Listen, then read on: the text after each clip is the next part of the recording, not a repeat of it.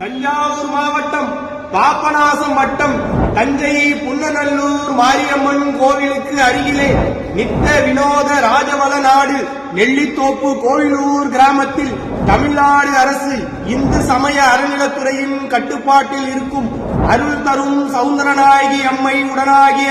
அருள்மிகு பிரம்மஞான புரீஸ்வர பெருமான் திருக்கோயில் மகா கும்பாபிஷேக விழா அறிவிப்பு.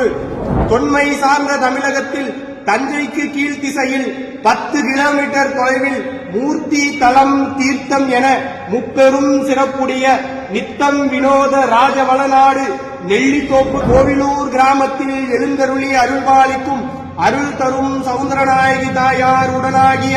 பிரம்மஞான புரீஸ்வரர் பெருமான் ஆலயம் திருப்பணிகள் செய்யப்பட்டு திருவருள் துணை கொண்டு நிகழும் விசுவாச வருடம் ஆவணி மாதம் 5ஆம் தேதி